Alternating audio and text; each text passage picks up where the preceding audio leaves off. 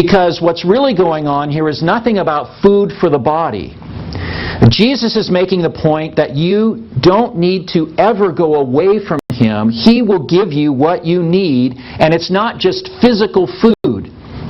It is in fact an illustration for the fact that Jesus is the bread of life. The people here, as we're going to see here with this miracle, they're not going to get it.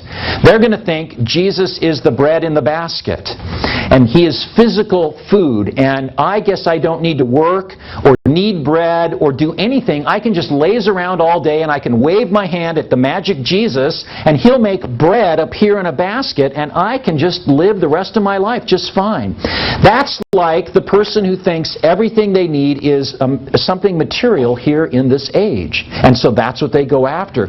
But later on, and when we read this account in John chapter 6, which is kind of the rest of the story, the people follow Him as He leaves, and they go, "Hey, Jesus, are you going to perform that trick again for us? We really liked that one. That bread was really good." And He says, "Truly, truly, I say to you, you are seeking Me, not because you saw signs, but because you ate your fill of the loaves."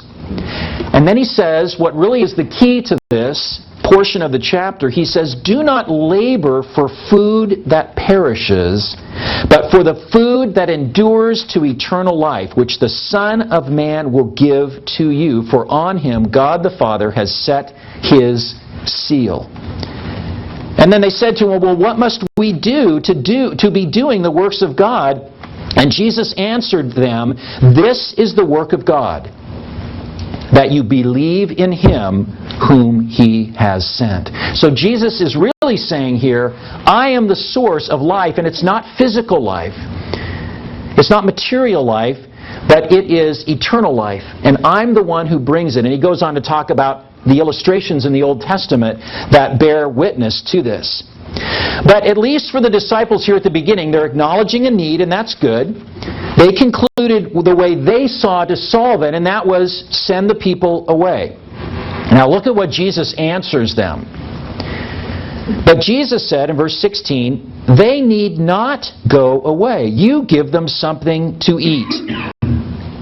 And can you just picture the blank looks on the faces of the disciples? And then they're like, "You give them something to eat," and then they kind of go away. I see this often happens. Jesus will make some obscure saying or pronouncement, and then they'll turn to each other. "Okay, what do you think He meant?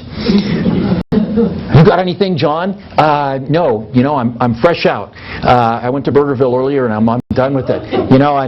And so then Andrew's in John 6 where we see this, they're going around and trying to figure out what it is that they're going to do. And Jesus says, you give them something to eat. And so then they come back to Him in verse 17. They say, "We have only 5 loaves here and 2 fish." So how did that happen? Well, again, in John's Gospel, we find out that Philip said to the Lord, when Jesus said, you can give him something to eat, Philip says, "It's impossible." He was kind of the Eeyore of the group at the moment, "Yeah, Lord, right. You give them something to eat. That's a good one, ha, ha, ha." And Andrew, Peter's brother, he is Mr. Action, right? So he goes out into the crowd maybe, and he goes, "All right, calm down everybody, I've got the situation under control. Anyone who has any food, raise your hand." And nobody raises their hand. He goes, "Come on, people, I can't believe you didn't come all this way without bringing something to eat." And he hears this little voice in the crowd, "Mr. Andrew, sir." Who's that speaking? All right, I'm making all this up, right? But it could have happened. It could have been this way. All in Aramaic, of course. But anyway, so Andrew says, "All right, whose voice is that? Who's saying that?" And the crowds kind of part, and he's thinking some person from the village has come out prepared for a crowd. He saw a business opportunity and laden himself down with loaves and fishes, and here he is. And he keeps looking up, where is this person with all the food coming my way? And then he finally looks down, and there's this little kid. Little kid comes up and, hello there, Mr. Andrew, sir. Kid, go away, kid, you bother me, kind of thing. Here's my lunch, he says, and holds up his little brown bag, or maybe his little Pharisee lunch box, or something like that, and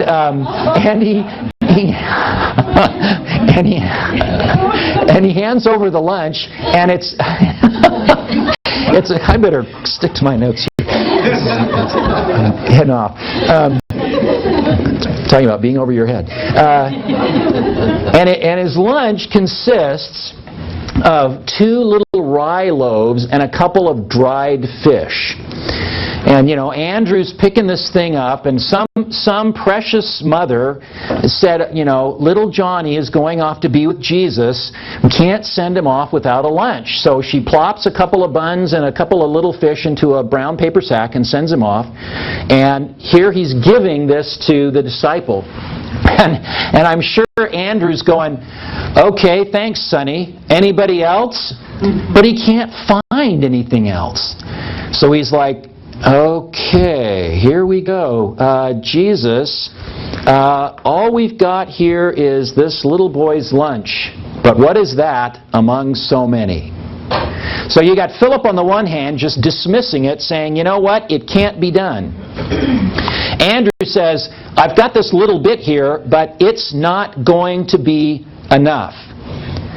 So what we learn here is, okay, Jesus wants to challenge our feelings into service, into having compassion, into moving, into doing things, becoming a part of God's plan, God's story.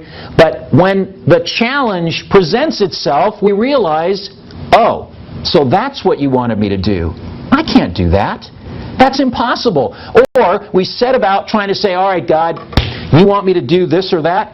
Here's what I'm going to do. And we go about doing all this activity and coming up with all these answers, and we read the 7 Habits of Successful People, and we think, all right, I'm going to organize this, it's going to be really cool, and we offer it up to God, and we think it's so awesome. But it's really just like a little boy's lunch. It's just not going to cut it. It just won't work. And that's like, the paltry efforts of our flesh trying to solve a problem that God has presented to us, and we either do that or we just throw our hands up and say, I can't do it. It won't work. And the efforts of our flesh are nothing more than a little boy's lunch, because we are incapable of doing anything for God's kingdom on our own. So Jesus says, they don't need to go away. You give them something to eat, and they say, we've only got 5 loaves and 2 fish. I'm sorry, there were 5 little buns, right, and 2 fish. And he said to them, bring them here to me. Now watch what happens.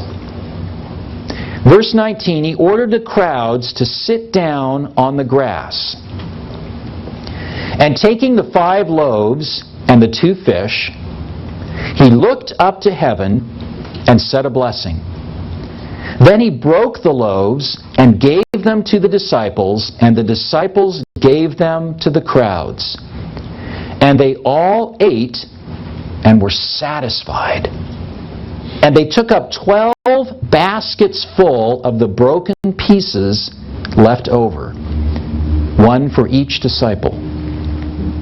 And those who ate were about 5,000 men.